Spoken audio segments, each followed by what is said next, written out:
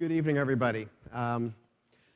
Winston Churchill said, I'm sorry I didn't have time to write a short speech, so I wrote a long one, which is actually my first cut at this. It took me about an hour to write a brilliant 45-minute speech and then countless hours to pare it down to 20 minutes, and it's a good thing I did because otherwise I would be missing my flight.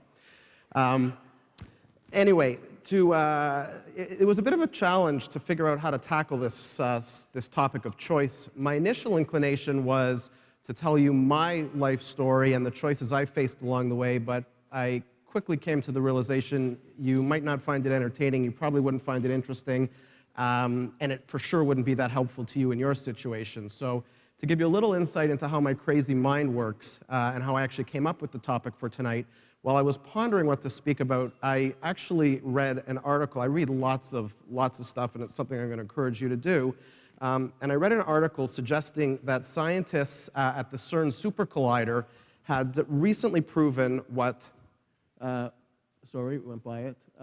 Lucretius philosophized about 2,000 years ago, which is that atoms and subatomic particles actually exhibit free will. And I thought to myself, that's actually pretty cool. And then I thought to myself, well, of course they do, because we're made up of atoms, and if they don't have free will, how in the world can we have free will? And then I thought, you know what, that's actually a very Jewish concept. Free will is a topic that has been debated heavily and discussed and analyzed by no less minds as Maimonides, because it's a very challenging concept, free will, to reconcile a belief in God as our omnipotent and omniscient, so our all-powerful and all-knowing creator, but also understand that we have free will notwithstanding that. And to give you the punchline, because I don't want to spend any more time discussing particle physics or metaphysics or Mishnah, the punchline is, as Jews, we believe in free will. There are lots of quotes in the Bible that make it really clear that our destiny is not preordained and that we have free will and therefore the power to make choices that affect our lives and everyone around us. So tonight, what I'm going to encourage you to do is embrace the reality that we all have free will and the ability to make choices that will deeply affect, whoops. Got to wait for that one. I could tell the laughter was not on the right slide. So what I'm going to encourage you to do is make choice, is to use your mind to be thoughtful in making choices. Every day we make dozens, if not hundreds of choices, and in my experience and observation, most people don't even realize they're actually making a decision, never mind consciously thinking about their choices, they just react.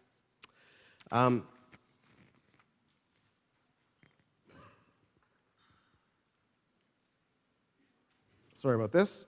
So I'm a very big reader, and at the end of this presentation, I'm going to give you a short list of what I consider to be some must-read books to help you be thoughtful about your life. One of the books is Predictably Irrational, which many of you, I hope, have read. It's written by an Israeli, Dan Ariely. A very quick summary of that excellent book is that we are all largely driven by our amygdala, the reptilian base of our brain. It evolved to help us avoid getting eaten by saber-toothed tigers and to be able to hunt and gather and find shelter to survive in our prehistoric origins. It's wired to rely on heuristics, that's rules of thumb, to help us make split-second decisions. Things like, if everybody's running that way, I should probably also be running that way because they're probably running away from a saber-toothed tiger. For the most part, heuristics that enable us to make quick, intuitive decisions are quite helpful to life, because if we stop to logically analyze every decision we make every day, we would be paralyzed and get very little done.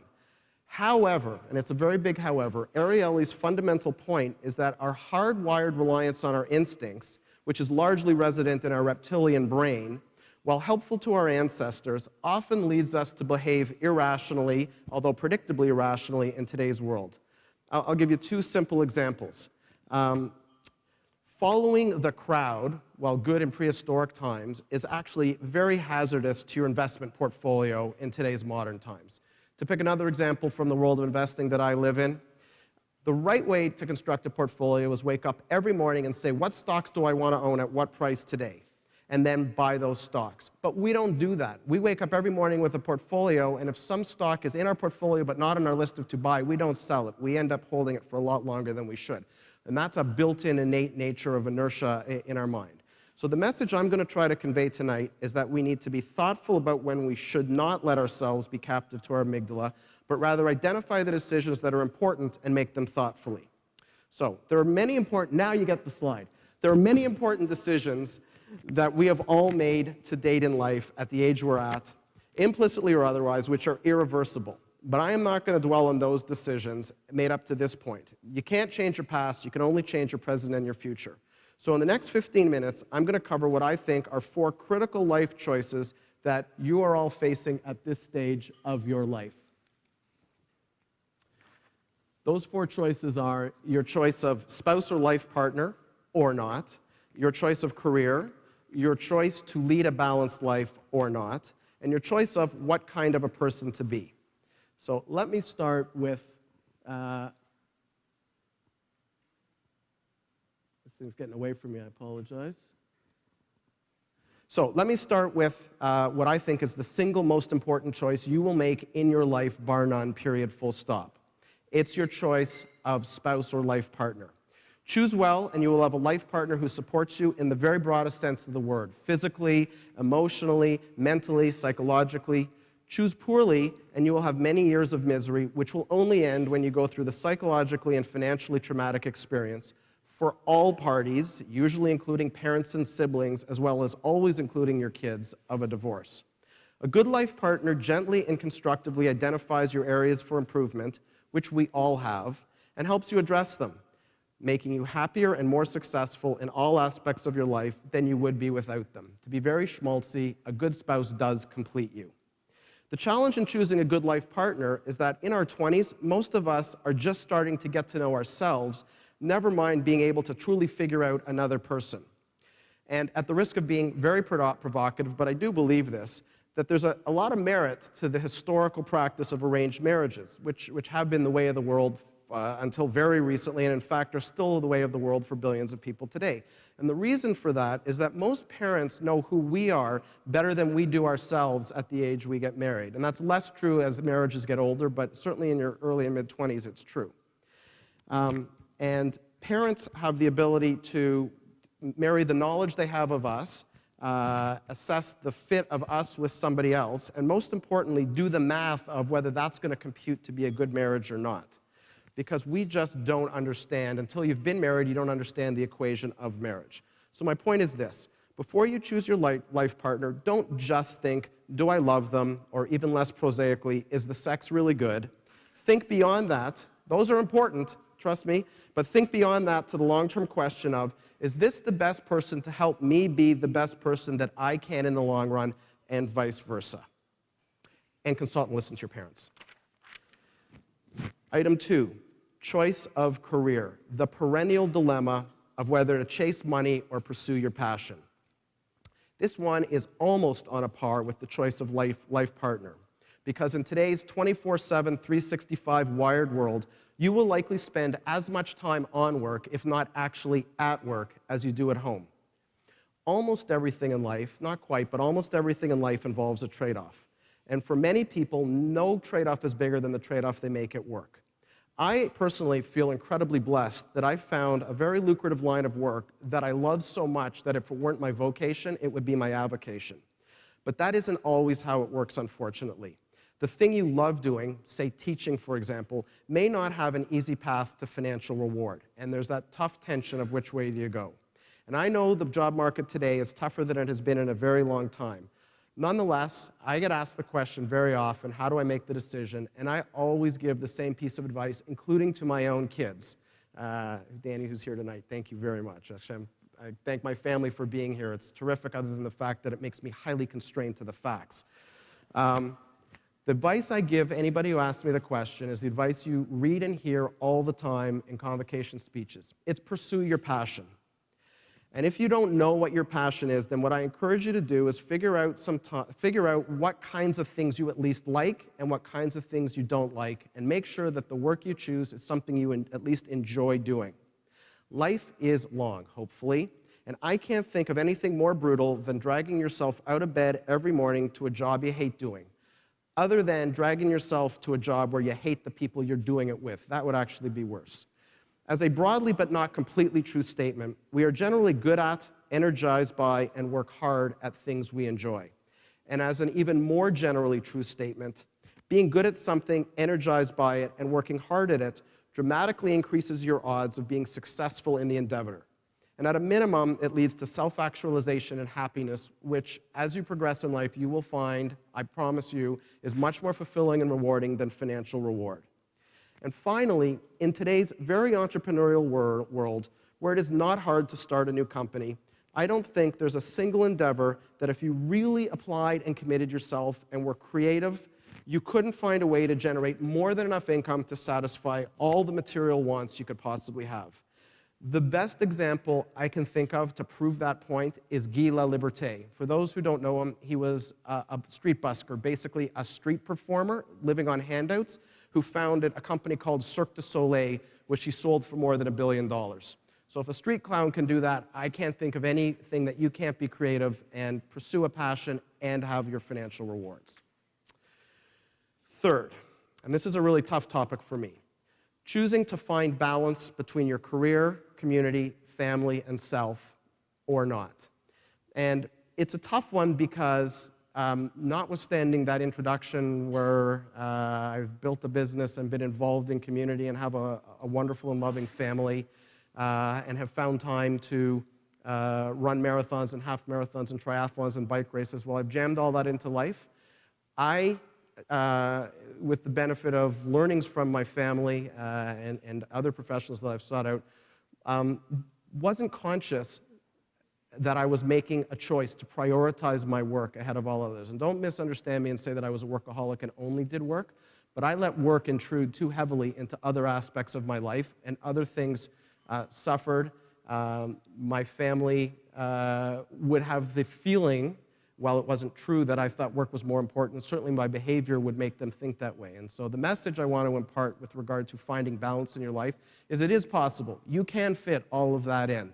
And I get how hard it is to be in your 30s. Lisa and I had 3 kids between my ages of 28 and 32. I started a company at the age of 30, right in the middle of having 3 kids. I merged it at the age of 33 and built it basically 100-fold over the next 8 years. So I get the stress and strains of work and everything else in life. You can fit it all in, but if you want to have balance, you have to choose to have balance. You need to be conscious and thoughtful about it, and it helps to have a great spouse. So Lisa, I never call her my better half. I always refer to her as my better 98%. And I am for sure shortchanging her at that. So having balance in your life goes back to having a great choice one, that of a spouse. And then finally, I'll say a few words, and admittedly this is related to finding balance in your life, about what kind of a person you're going to be. So if you remember those biblical quotes I threw up earlier on, and in keeping with tonight's theme of choices, you can choose how good a person you want to be, which raises the question of how do you define what it means to be a good person? And if you want to focus on a really, really, really big choice, I wrestle all the time with whether or not I believe in God, which of course is the meaning of the word Israel, one who wrestles with God. So there are many good reasons for why one should believe in God, although you're not supposed to need a reason, but one of the reasons that resonates very much with me is the following. If you believe that the Torah was divinely inspired in some shape, form, manner, however you believe that, it gives legitimacy to it as a code of conduct for how one should lead their life that supersedes any other code of conduct that's solely of a humanly provenance. So in other words, believing that God somehow inspired the Torah, if he didn't write it outright, makes it easy to explain why it's a better rule book for how you should live your life than Mein Kampf. My favorite sentence in the whole Torah is the one that's up on the screen right now. Observe God's laws and rules faithfully, for that will be proof of your wisdom and discernment to other peoples, who on hearing of all these laws will say, surely that great nation is a wise and discerning people. To me, that's the punchline of the Torah. It's a prescription for how each and every one of us should live our individual lives as part of a broader community to be an exemplar of how a community should live. The Torah clearly articulates some values to embrace to live a good life and be a light unto the nations. It tells us quite clearly that we are our brothers and sisters' keeper. And both Adam and Eve, as well as Noah, are everyone on the planet's common ancestors, so everyone on the planet is our brother and sister. We are all equal. and therefore everyone should have their freedom and their liberty respected. All human life has infinite value. There's tremendous importance to both justice and mercy and the balance between the two in the successful functioning of a society.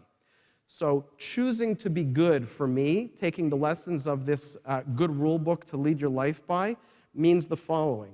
It means that every day you should choose to do something to help others less fortunate. That's what we call tzedakah. And to be really precise about it, it's actually not a choice. It's a commandment. Unlike charity, which is a Christian concept, charity comes from the Latin word caritas, from the heart, the carotid artery. Charity is something you do to feel good because you want to. Tzedakah is something you do because we're supposed to do it. It means choosing every day to do something to help leave the world in better shape than you found it. Like saying yes when Rabbi Rafi says, will you come and try to impart some wisdom to a group of young people? That's called tikkun olam. It's choosing to be honest and conscientious in all your business dealings and all your interactions with others. It's about choosing to be a kind, considerate, thoughtful, and constructive friend, child, parent, sibling. It's choosing to do something to improve your body and your mind. Exercise, which has the double benefit of improving both your body and your mind. Do mindfulness exercises, do yoga, dance, paint, write poetry, see a therapist, read. And in particular, I highly encourage you to read. There's a selection of some books, of a long library of books which have helped me improve my understanding of the world, my ability to make better and more thoughtful choices, be a better person, lead a more balanced life, be a better spouse. So with that, I wish you all good consciousness in knowing when you're making an important decision, the wisdom to make good decisions, and I hope I've given you some food for thought. Thank you.